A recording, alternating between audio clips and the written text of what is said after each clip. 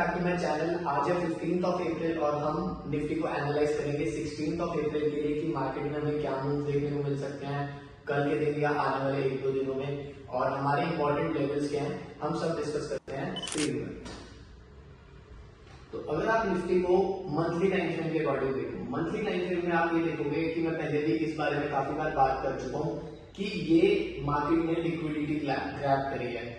जो opening closing area होता है वो एक लिक्विडिटी एरिया होता है, मार्केट वहां पे टैप करती है और ऊपर चले जाते हैं। क्यों? क्योंकि मैक्सिमम स्टॉप लॉसेज होते हैं इस एरिया में।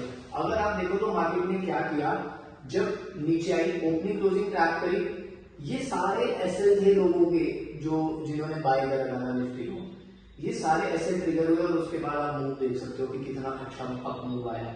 अगर मंथली क्लोजिंग ऐसे हो जाती है या थोड़ा और ऊपर हो जाती है तो हम ये कंसीडर करेंगे कि मार्केट में बुलिश मोमेंटम आ रहा है। और अभी भी देखो तो आप मंथली टाइम फ्रेम के अकॉर्डिंग निफ्टी थोड़ा सा बुलिश ही दिख रहा है, बट लेट्स सी क्या होता है। वीकली टाइम फ्रेम में देखते हैं। वीकली टाइम फ्रेम में अगर आप देखोगे तो पिछले वीक जो क्लोजिंग हुई थी वहां सिर्फ एक डाउट रह गया कि हल्का सा ऊपर क्लोजिंग हो जाती तो हम ये कहते हैं कि एक गैप भी फिल हो गया, जो गैप निफ्टी ने बनाया था, और साथ में यहाँ से मार्केट ने गैप फिल करके उस पर्टिकुलर एरिया का ब्रेकआउट भी दे दिया।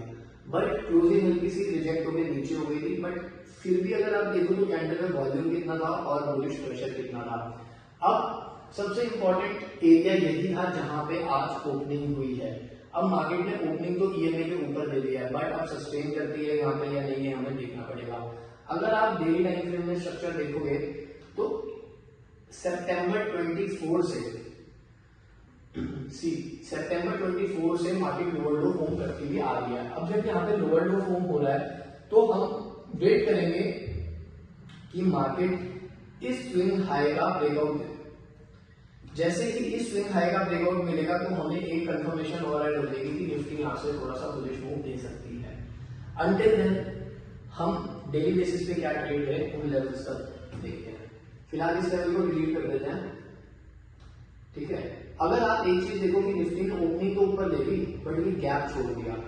अब देखो क्या होता है कि मान लो कोई अब यहाँ पे हमें गैप दिख रहा है, मार्केट यहाँ चल गई, ठीक है, और एकदम कुछ ट्रम्प ने कोई न्यूज निकाली है, कोई ग्लोबल इवेंट ऐसा हुआ कि एकदम मार्केट फॉल कर गई, तो हम क्या बोलेंगे? अभी ये दो गैप्स बाकी हैं। As a price action trader मैं बोलूंगा कि ये गैप्स फिल हो गए, ठीक है। और आपको फॉल दिखेगा अगर आप प्राइस एक्शन फंडामेंटली वर्क करते हो, आप कहोगे कि ग्लोबल न्यूज की इस वजह से मार्केट फॉल कर गई। तो किसी भी केस में हम रीजन कुछ भी दे सकते हैं, बट यहाँ पे ये गैप फिल होने के चांसेस हैं, ठीक है, चाहे वो किसी न्यूज की वजह से हो या जैसे भी हो। तो बेटर यही है कि अभी गैप फिल हो जाए, अभी दूर नहीं है, और फिर एकदम ऊपर से बुलिश मोमेंटम आए। जब यहाँ से जाके फिर से नीचे आएगी तो थोड़ा सा ज्यादा टाइम लेगा इसे रिकवर होने में।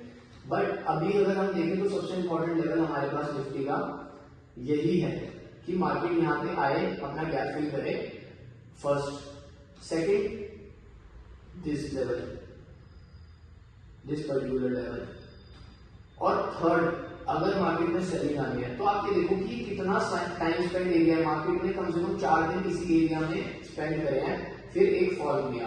अगर आप 4 आवर टाइम फ्रेम में देखोगे तो देखो यहाँ पे कितनी कंसोलिडेशन हुई थी।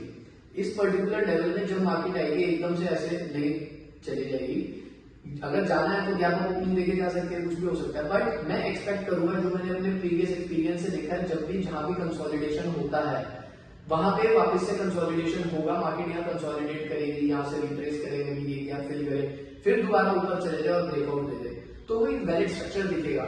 अदरवाइज अगर मार्केट नीचे आते हैं तो सबसे इंपॉर्टेंट लेवल ये है, यहाँ पे कुछ रिवर्सल स्ट्रक्चर देखिए स्मॉलर टाइम फ्रेम में या कैंडल कंफर्मेशन के बेसिस पे हम यहाँ से लॉन्ग जा सकते हैं। अगर ये लेवल ब्रेक होता है तो उसके बाद हमारे पास बाइंग लेवल ये है, यहाँ से मार्केट कुछ रिवर्सल दिखा के हम यहाँ से ऊपर लॉन्ग जा सकते हैं। अगर सेलिंग के लिए मार्केट यहाँ पे जब आती है तो यहाँ पे कोई रिवर्सल स्ट्रक्चर मिलता है तो मार्केट में भी यहाँ से नीचे आए, फर्स्ट यहाँ तक, फिर यहाँ तक। अब देखते हैं कल ओपनिंग कैसे होती है। अंटिल देन सबसे इंपॉर्टेंट लेवल यही 3 लेवल है, हम इन पे अपनी ट्रेड्स देख सकते हैं कि उस पर्टिकुलर टाइम पे मार्केट यहाँ पे कैसे बिहेव कर रही है। और ऐसे ही डेली एनालिसिस के लिए आप मेरे चैनल को सब्सक्राइब करो, मैं डेली बेसिस पे ऐसे अपनी एनालिसिस अपलोड करता रहता हूँ।